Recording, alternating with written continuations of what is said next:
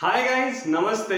बहुत बहुत स्वागत है आपका फिर से क्रैकेट में। तो आज हम पढ़ने वाले हैं केमिकल इक्विलिब्रियम का एक और नेक्स्ट टॉपिक, जो कि मैंने आपको पहले कहा था मैं नेक्स्ट में कवर करूंगा, और वो है ले चैटरलियस प्रिंसिपल। अब ये प्रिंसिपल बहुत इंपॉर्टेंट है, इससे इजी क्वेश्चंस आते हैं और स्कोरिंग है, टाइम सेविंग क्वेश्चंस आते हैं। तो चलिए शुरू करते हैं। ठीक है, सबसे पहले व्हाट इज ले चैटरलियस प्रिंसिपल। ले चैटरलियर प्रिंसिपल ये स्टेट करता है कि जब भी हम किसी external factors like pressure, volume, concentration, इस टाइप के एक्सटर्नल फैक्टर्स से जब हम किसी रिएक्शन को इफेक्ट कराते हैं तो रिएक्शन एक डायरेक्शन में शिफ्ट होती है, या तो फॉरवर्ड में शिफ्ट होगी या फिर बैकवर्ड में शिफ्ट होगी, in order to nullify the effect of external factor. ये है, जैसे फॉर एग्जांपल ये रिएक्शन है A given you B plus C। ठीक, अब मान लीजिए मैंने यहां पे कोई XYZ एक्सटर्नल फैक्टर लगाया, तो ये रिएक्शन या तो रिएक्टेंट से प्रोडक्ट की तरफ जाके B प्लस C बनाएगी ड्यू टू दैट इफेक्ट, या फिर यहां से उल्टा आएगी। ये है मेरा मतलब किसी डायरेक्शन में इक्विलिब्रियम के शिफ्ट होने से। ठीक है, आगे बढ़ते हैं, फैक्टर्स को स्टडी करेंगे। सबसे पहला फैक्टर होता है change in moles of reagent at constant volume. ठीक है, ओके, पहला factor change in moles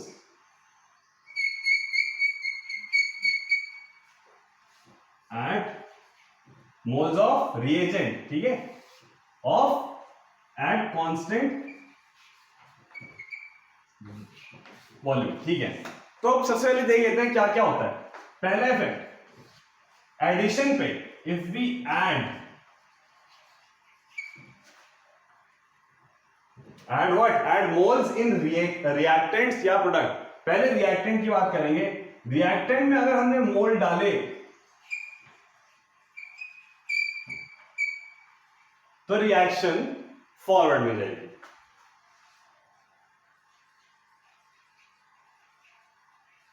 okay, और अगर हमने प्रोडक्ट में मोल्स डाले तो रिएक्शन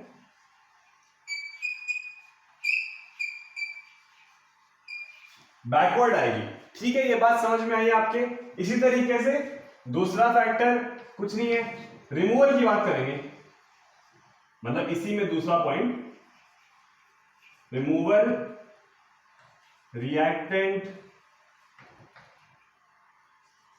ऐसे कर देता हूं फिर आगे मुझे कंफ्यूजन नहीं होगा। ठीक, तो इसको रिमूव करेंगे तो ये बैकवर्ड, उसका उल्टा ऊपर आ जाएगा, और प्रोडक्ट को रिमूव करेंगे तो रिएक्शन फॉरवर्ड। अब फंडा क्या है मैं आपको दिखाता हूं, एक एग्जांपल रिएक्शन से हम इसको देखेंगे। फॉर एग्जांपल हमारे पास एक स्टैंडर्ड कोई सी भी एक रिएक्शन है, A gives you B plus C। ठीक, अब हम क्या कह रहे हैं कि अगर हमने यहां पर मोल्स डाल दिए, I added some moles of A in this reaction, तो रिएक्शन आगे की तरफ बढ़ेगी, इक्विलिब्रियम ब्रेक करके उस इफेक्ट को नलिफाई करने के लिए आगे की तरफ यहां से प्रोडक्ट बनना शुरू हो जाएगा, ये कह रहा है। और अगर हमने यहां पर कुछ डाल दिया तो यहां से प्रोडक्ट बनना शुरू हो जाएगा। सिंपल एंड इजी, कुछ नहीं है, जहां पर डालेंगे वहीं से रिएक्शन चल जाएगी। और अगर हमने यहां से निकाल लिया, ठीक, यहां से कुछ मोल्स मैंने A के अपने पास रख लिए, तो क्या होगा, B प्लस C से रिएक्शन इधर को, तो जहां पर डालेंगे वहां से आगे बढ़ेगी रिएक्शन, तो कमी नहीं होने देंगे और ज्यादा भी नहीं होने देंगे। इक्विलिब्रियम मेंटेन करने के लिए रिएक्शन अगर ज्यादा कंटेंट आया तो फॉरवर्ड में चली जाएगी, अगर वहां से कम हो गया तो बैकवर्ड में उसकी तरफ चलनी शुरू हो जाएगी। ये लॉजिक है, एक एग्जांपल से हम इसको देखेंगे। वेरी इजी पार्ट है ये इसका। ठीक है, ये एग्जांपल है आपके सामने।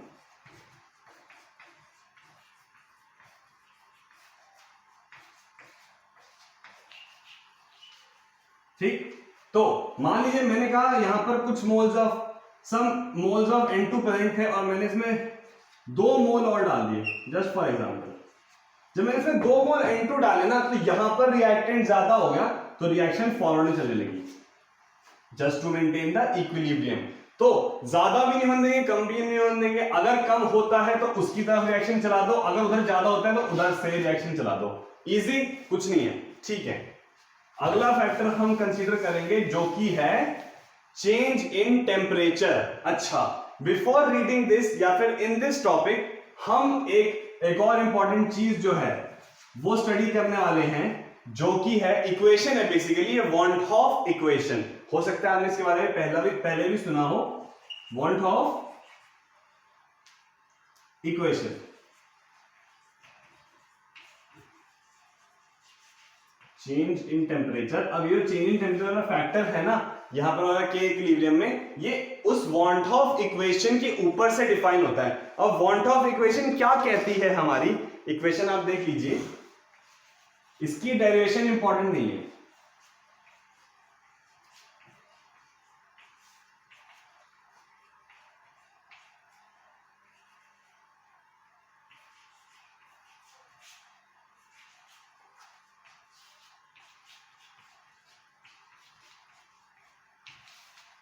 ये आपकी वॉन हॉफ इक्वेशन आ गई, इजी है, कोई फर्क कुछ खास नहीं, ठीक है। ओके, अब इसके ऊपर बेस्ड पहले इसके ऊपर बेस्ड एक ग्राफ आता है, उसको भी डिफाइन करने के लिए हम एक और बात देखेंगे कि जो हमारी एंडोथर्मिक रिएक्शंस और एक्सोथर्मिक रिएक्शंस होती हैं, उनके डेल्टा एच के साइन क्या होते हैं।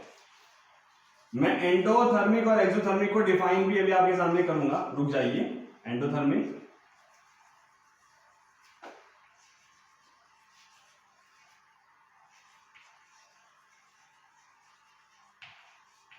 और एक्सोथर्मिक रिएक्शंस।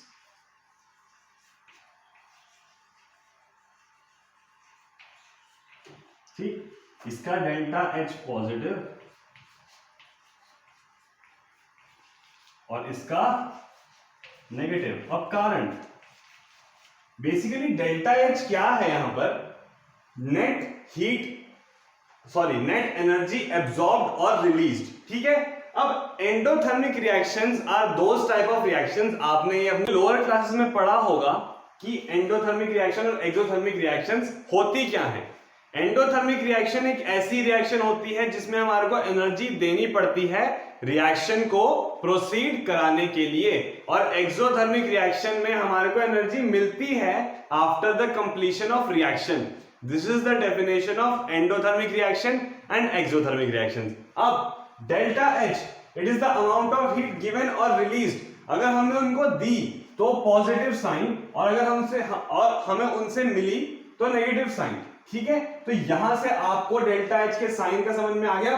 तो endothermic reaction delta H positive and exothermic reaction delta H negative. अब इसके ऊपर बेस्ड एक ग्राफ आता है जो कि इंपॉर्टेंट है, ले चैटर्जियर से लिंक्ड नहीं है लेकिन इंपॉर्टेंट ग्राफ है।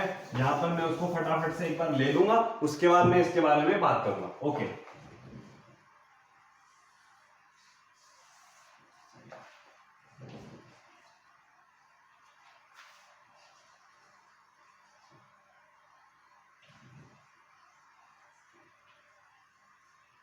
ठीक है। log k equilibrium versus 1/t, जैसे यहां पे था, इसका k इक्विलिब्रियम इसी इक्वेशन में से डिराइव होता है ये ग्राफ, ठीक है। ओके, तो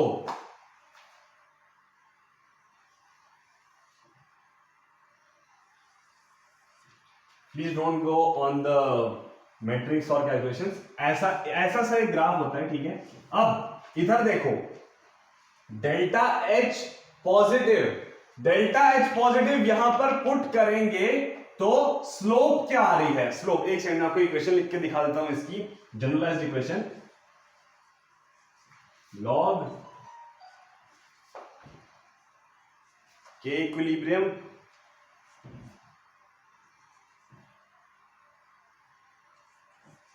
यहां पे लॉग या एलएन कुछ भी, लॉग ले लेंगे तो 2.303 लिखना पड़ेगा नीचे अपॉन आर इंटू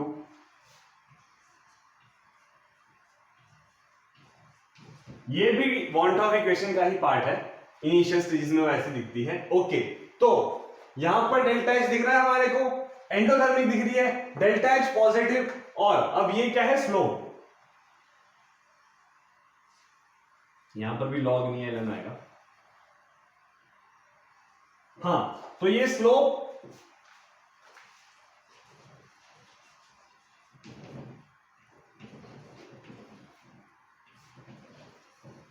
अब यह हम बेसिक में पढ़ते हैं कि ये y = mx + c टाइप की रिएक्शन बन रही है। तो y एक्सिस पे ln के इक्विलिब्रियम, x एक्सिस पे 1/t और ये कोई c है इंटरसेप्ट, जो ये ग्राफ ऐसा बन गया। ओके, अब स्लोप के बारे में बात करते हैं। जो ये ऊपर और नीचे वाला ग्राफ है क्या क्या सिग्निफाई करेगा? एंडोथर्मिक रिएक्शन मतलब delta H positive, delta H positive मतलब नेगेटिव का साइन था, ये पॉजिटिव है तो स्लोप नेगेटिव में आएगी। तो ये वाली लाइन क्या हुई?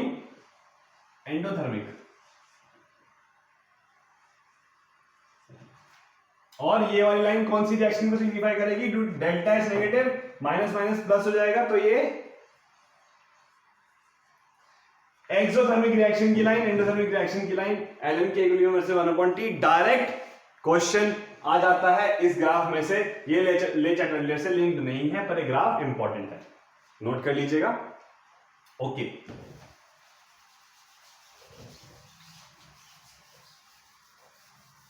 अब हम करेंगे टेम्परेचर चेंज की बात और इसके इफेक्ट की बात।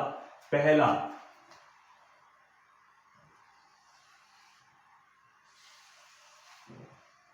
इस तरफ एंडोथर्मिक रिएक्शंस,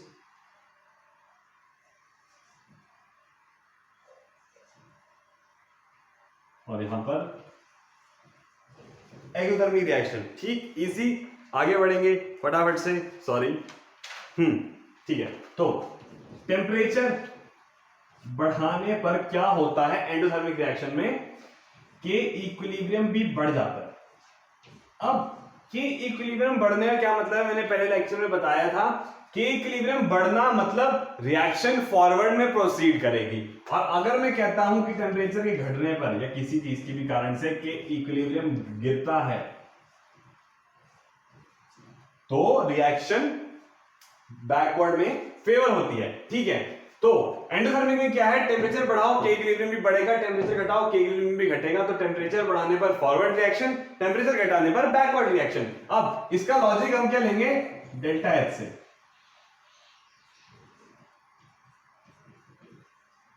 अब एंडोथर्मिक का डेल्टा H क्या होता है? पॉजिटिव होता है। एक्सोथर्मिक का डेल्टा H क्या होता है? नेगेटिव होता है। यहां लिखा था मैंने, इनफैक्ट लिखा भी हुआ है। ठीक है, तो नेगेटिव होता है तो पॉजिटिव है तो भाई ये सीधा काम करेगा, और नेगेटिव है तो ये उल्टा कर देगा। मतलब टेम्परेचर बढ़ाने पर एक्सोथर्मिक रिएक्शन में के इक्विलिब्रियम घटेगा और टेम्परेचर घटाने पर के इक्विलिब्रियम बढ़ेगा। ये भी इधर से ही आया, इससे लिंक करने की जरूरत नहीं है क्योंकि इसका भी यहां पर यूज नहीं है। सिर्फ ये याद रखेंगे, एंडोथर्मिक का डेल्टा H पॉजिटिव तो टेम्परेचर बढ़ाने पर के इक्विलिब्रियम बढ़ेगा, टेम्परेचर घटाने पर के इक्विलिब्रियम भी घटेगा। के इक्विलिब्रियम का बढ़ने का मतलब है रिएक्शन फॉरवर्ड में जाएगी अगर एंडोथर्मिक हो गया और हमने टेम्परेचर बढ़ाया तो, और अगर हमने टेम्परेचर घटाया तो रिएक्शन बैकवर्ड में जाएगी। ऑन डिक्रीजिंग टेम्परेचर के इक्विलिब्रियम भी डिक्रीज होता है। एक्सोथर्मिक में डेल्टा H नेगेटिव होने के कारण इसका उल्टा हो जाएगा। कोई दुख, आपत्ति, आश्चर्य नहीं ना? ठीक है, अब मैं एक और इंपॉर्टेंट बात आपके साथ कवर करूंगा कि डेल्टा Ng का रोल इसमें भी आता है। डेल्टा Ng किस तरीके से इफेक्ट करेगा, जैसा कि मैं आपको शायद पिछले लेक्चर में बताया था, दोबारा बता देता हूं। डेल्टा Ng 0 होगा तो के इक्विलिब्रियम पर कोई फर्क नहीं पड़ता। मैंने फर्स्ट लेक्चर में बताया था, डिस्कशन वाले लेक्चर में भी बताया था, यहां पर भी बता रहा हूं। डेल्टा Ng के 0 होने पर के इक्विलिब्रियम या फिर रिएक्शन के इक्विलिब्रियम को कोई फर्क नहीं पड़ता। अगर रिएक्शन के डेल्टा Ng 0 है, फॉर एग्जांपल हम एक एग्जांपल के तौर पर एक रिएक्शन लेंगे, मैं इसको मिटा रहा हूं because this is not important, वो कॉन्सेप्ट लगेगा हमारा। इस चैप्टर में वॉल्टर इक्वेशन काम नहीं आती। ओके, तो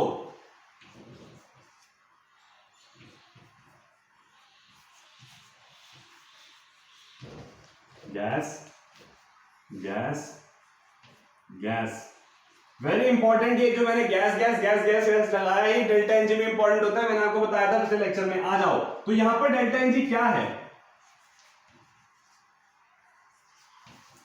2 माइनस 1 प्लस 1 विच इज 0। अब डेल्टा एनजी 0 होने की वजह से क्या होता है, आप चाहे टेम्परेचर बढ़ाओ, चाहे वॉल्यूम बढ़ाओ, चाहे प्रेशर बढ़ाओ, जो मर्जी ताकत लगा दो, इसके इक्विलिब्रियम को कुछ नहीं, आप नहीं बिगाड़ सकते। ठीक है, ओके। तो डेल्टा एनजी 0 नहीं होना चाहिए, ये चीज का आप ध्यान रखना, अदरवाइज क्वेश्चन गलत हो जाता है। अगला फैक्टर अब हम पढ़ने जा रहे हैं जो कि है change in volume of container. पहले हम गैसियस फेज के बारे में बात करेंगे, उसके बाद हम लिक्विड फेज या एक्वस फेज के बारे में बात करेंगे। ठीक है, थर्ड फैक्टर,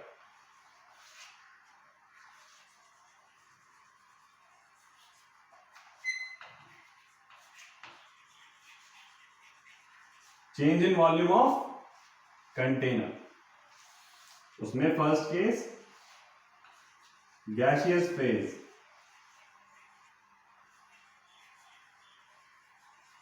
अब गैसियस फेज में वॉल्यूम बढ़ाने या घटाने के लिए हम प्रेशर को कम ज्यादा करते हैं। एग्जांपल के तौर पर आपको बताता हूं, देखो ये कंटेनर है,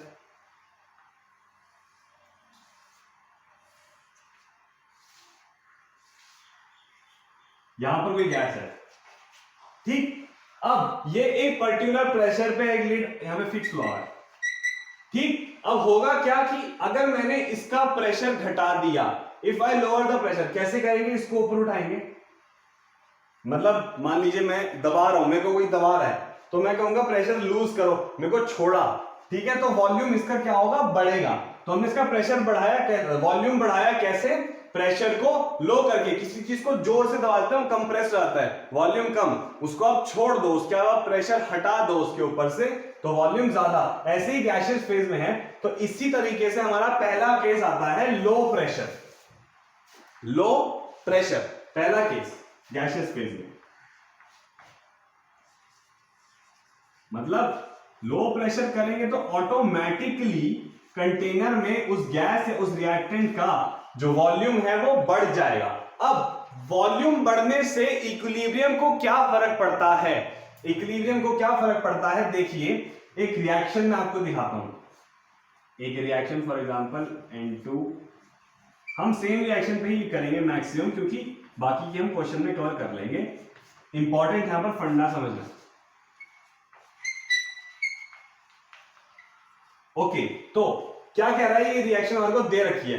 अब मैंने कहा कि हमने प्रेशर लो कर दिया, क्वेश्चन में ऐसे ही आएगा कि हमने इस रिएक्शन का एक स्पेसिफिक टेम्परेचर पर प्रेशर लो कर दिया। प्रेशर लो करते ही हमें बात क्लिक करेंगे कि वॉल्यूम बढ़ गया होगा, वॉल्यूम बढ़ गया होगा। इवन इनफैक्ट अगर आप inert gas sorry ideal gas equation की बात करो, PV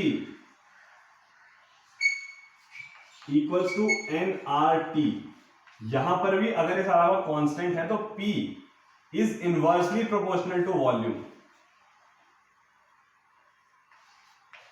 तो इसको घटाएंगे तो ये बढ़ेगा, इसको बढ़ाएंगे तो ये घटेगा, इसी तरीके से। तो इसको मैं डाल रहा हूं यहां पे फिलहाल, इसलिए समझाने के लिए था, ठीक है। तो मैंने क्या कहा कि मैंने वॉल्यूम बढ़ा दिया इस रिएक्शन का, या फिर प्रेशर लो कर दे तो वॉल्यूम बढ़ गया। अब वॉल्यूम बढ़ने से reaction will proceed towards more moles of gas. मतलब देखो जो कोफिशिएंट है इसकी तरफ ध्यान देंगे, जिसे हम डेल्टा एनजी हम क्या करते हैं, मोल्स कोफिशिएंट से लेते हैं ना, number of moles of gas coefficient से लेते हैं। तो यहां पर 2 मोल ऑफ NH3 गैस है, और यहां पर 3 मोल ऑफ H2 गैस है, और 1 मोल ऑफ N2 गैस है। तो किस साइड पर मोल ज्यादा हुए, 3 + 1 4, और यहां सिर्फ 2, तो मोर मोल्स ऑफ गैस इस साइड पर हुए। बैलेंस्ड इक्वेशन में हमें चेक करते हैं, ठीक है, इक्वेशन शुड बी बैलेंस्ड। तो आपको दिख गया ना मोल्स ऑफ गैस से मेरा क्या मतलब है। तो यहां पर लेस मोल्स ऑफ गैस, यहां पर मोर मोल्स ऑफ गैस। तो अगर हम प्रेशर लो करेंगे तो वॉल्यूम बढ़ जाएगा, और वॉल्यूम बढ़ेगा तो हम ज्यादा मोल्स जिस तरफ है उस तरफ प्रोसीड करेंगे, मतलब रिएक्शन चलेगी पीछे की ओर, ठीक, कोई दिक्कत। और अगर हमने यहां पर प्रेशर को हाई कर दिया तो रिएक्शन चलेगी लेस मोल्स ऑफ गैस की तरफ, मतलब रिएक्शन आगे की तरफ चल जाएगी अगर हमने यहां पर प्रेशर हाई कर दिया तो। तो यहां पर एक बहुत ही सिंपल लॉजिक है इसका, इस बात का। मेरे साथ दोहराएंगे हम इस लॉजिक को, एक साथ दोहराएंगे एक धुन में, ठीक है। ज्यादा, मोर volume, more volumes correspond to more moles and less volume corresponds to less gaseous moles। ठीक है, तो मैंने क्या कहा कि अगर वॉल्यूम बढ़ गया, more volume more moles, less volume less moles, volume बढ़ गया तो मोर मोल्स की तरफ जाएंगे हम, more moles of gaseous substances की तरफ हम जाएंगे, और अगर वॉल्यूम कम होगा तो हम लेस मोल्स की तरफ जाएंगे। Am I clear? तो अब लो प्रेशर पर वॉल्यूम बढ़ता है, उसकी एक्सप्लेनेशन मैंने आपको दी, और हाई प्रेशर पर क्या होगा?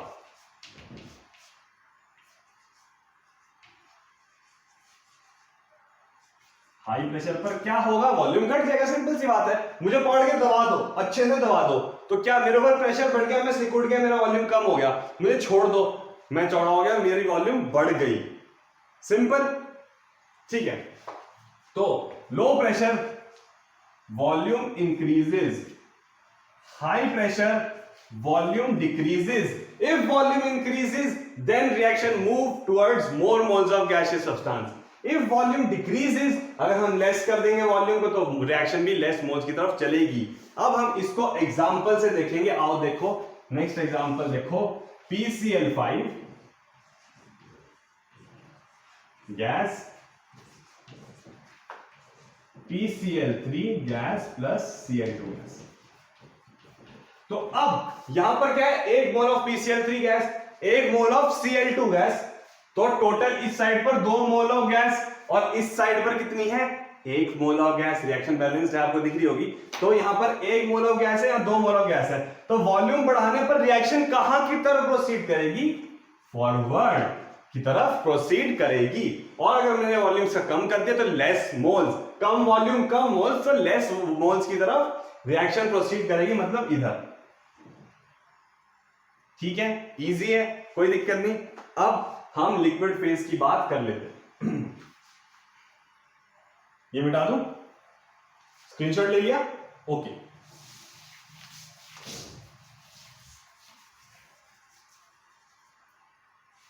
Aqueous phase,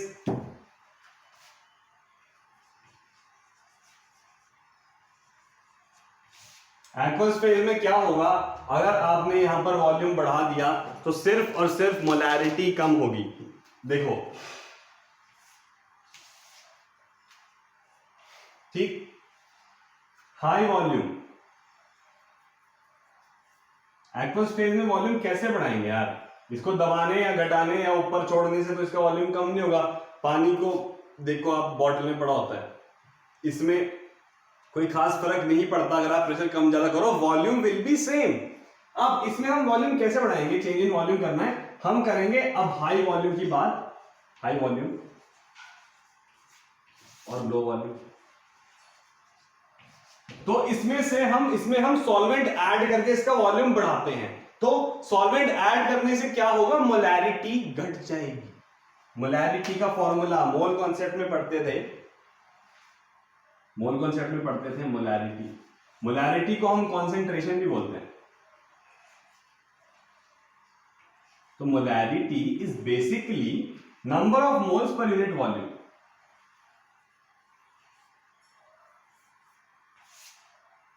number of moles per unit volume, इसको हम कैपिटल M से डिनोट करते हैं। तो मोलैरिटी घट जाएगी ड्यू टू दिस, ये बढ़ गया नंबर, हमने क्या किया, ज्यादा सॉल्वेंट ऐड कर दिया, to higher the volume of aqueous phase, तो मोलैरिटी घटेगी। और लोअर वॉल्यूम, लो करने वॉल्यूम में क्या होगा, हम सॉल्वेंट निकाल लेंगे, तो ये चीज क्या होगा, ये वॉल्यूम घट जाएगा, जिसकी वजह से मोलैरिटी बढ़ जाएगा।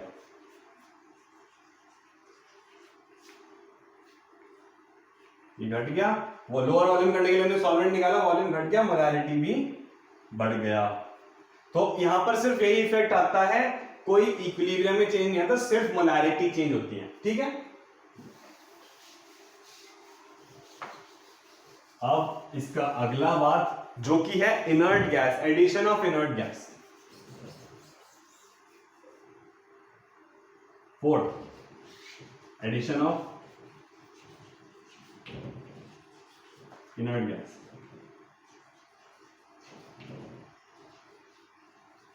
Addition of inert gas. अब इसमें भी दो केसेस हम लेंगे। पहला कांस्टेंट वॉल्यूम पे कंसीडर करेंगे, दूसरा कांस्टेंट प्रेशर पे कंसीडर करेंगे। पहला कंसीडर करते हैं सबसे पहले ए कांस्टेंट वॉल्यूम। अब ये एक कंटेनर है, ये मैंने कांस्टेंट कर दिया, इसका वॉल्यूम इसको फिक्स कर दिया, यहां पे गैस है। अब गैस, वॉल्यूम ऑफ गैस किस पे डिपेंड करती है? वॉल्यूम ऑफ कंटेनर पे। तो ये एक फिक्स वॉल्यूम कर दिया। अब मैंने इसमें डाली इनर्ट गैस, कोई सी भी इनर्ट गैस, आप हीलियम, नियॉन, कुछ भी यहां पर हमने डाला। तो क्या हुआ? कुछ नहीं हुआ यार, वॉल्यूम को कोई फर्क नहीं पड़ा, इक्विलिब्रियम को कोई फर्क नहीं पड़ेगा। सिर्फ एक चीज होगी, कांस्टेंट वॉल्यूम पर एडिशन ऑफ इनर्ट गैस में प्रेशर इंक्रीज हो जाएगा और कोई इफेक्ट यहां पर नहीं आने वाला है। Simple, okay. अब नेक्स्ट क्या है? कांस्टेंट प्रेशर पर। कांस्टेंट प्रेशर पर क्या होने वाला है? देखो, कांस्टेंट प्रेशर पर क्या होने वाला है, ये थोड़ा सा अभी जो हमने पीछे पढ़ा था ना उसके ऊपर है यही। अब ये डब्बा है, इसमें मैंने इनर्ट गैस डाल दी, यहां पे तो प्रेशर चेंज हो गया था क्योंकि वॉल्यूम फिक्स थी। अब यहां का प्रेशर सही सेम रखने के लिए हम क्या करेंगे, जब यहां पे कमाल बढ़ गया, कंजेशन हो गई, कंजेशन हो गई तो इसको हल्का सा छोड़ देंगे। छोड़ देंगे मतलब वॉल्यूम बढ़ा देंगे कि भाई हमने यहां पे इनर्ट गैस डाली, कंजेशन बढ़ गया, कांस्टेंट प्रेशर रखना है तो हमने हल्का सा इसको लूज कर दिया ऊपर से और वॉल्यूम बढ़ा दिया। वॉल्यूम बढ़ने से क्या हो गया? पिछला वाला कॉन्सेप्ट इस्तेमाल हो गया।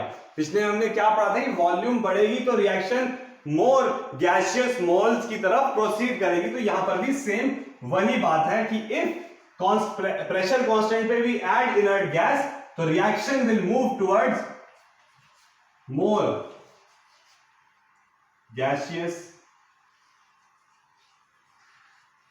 moles. If we add inert gas at constant pressure, volume should be increased. तो volume should be increased, इसकी वजह से more gaseous moles की तरफ रिएक्शन प्रोसीड करेगी।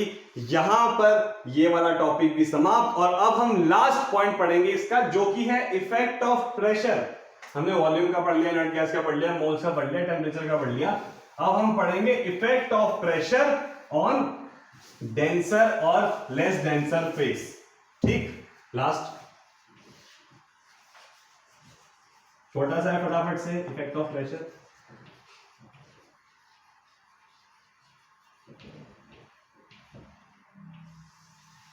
Effect of pressure on denser और मोर डेंसर या फिर लेस डेंसर फेस। जैसे कि फॉर एग्जांपल हमने ले लिया कार्बन के एलोट्रोप्स, डायमंड और ग्रेफाइट। अब ग्रेफाइट की डेंसिटी होती है कम और डायमंड की होती है ज्यादा, कारण आपको पता ही है, आईओसी में हम पढ़ते हैं। ठीक है, यहां पे मैं टाइम बचाऊंगा। तो डायमंड की डेंसिटी ज्यादा होती है, ग्रेफाइट की कम। तो ऐसे केस में क्या होगा, जब हम प्रेशर बढ़ाते हैं और हमारे पास इस टाइप की कोई रिएक्शन है, डायमंड ग्रेफाइट मैंने आपको एग्जांपल दे दिया, अगर हमारे को कोई रिएजेंट्स भी दे दे, उनकी डेंसिटी स्पेसिफाई कर दें कि इसकी ज्यादा इसकी कम है, तो होता क्या है, हाई प्रेशर पर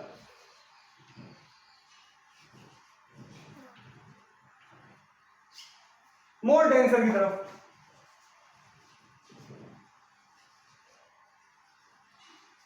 और लो प्रेशर पर लेस डेंसर की तरफ, लेस डेंसर। स्ट्रेट फॉरवर्ड, कुछ नहीं है इसमें। हाई प्रेशर मोर denser, low pressure less denser. अब मैंने कहा कि कन्वर्जन हो रही है यहां पर सी डायमंड से सी ग्रेफाइट। तो क्या होगा, क्या होगा, इसकी डेंसिटी ज्यादा है, क्योंकि इसकी डेंसिटी ज्यादा है, density of diamond is greater than density of graphite, हमें पता है ये। तो अगर मैंने प्रेशर बढ़ा दिया तो मोर डेंसर की तरफ जाएगा, मतलब रिएक्शन बैकवर्ड आ जाएगी, रिएक्शन बैकवर्ड की तरफ आएगी अगर हमने प्रेशर बढ़ाया, क्योंकि मोर डेंसर की तरफ जाता है ऑन हाई प्रेशर। और हमने अगर प्रेशर घटाया तो रिएक्शन फॉरवर्ड जाएगी। ये है यहां पर लॉजिक। अगर मैं रिएजेंट के कोई डेंसिटी स्पेसिफाई कर देता हूं, फॉर एग्जांपल नेक्स्ट केस वही रिएक्शन साथ में चाहिए।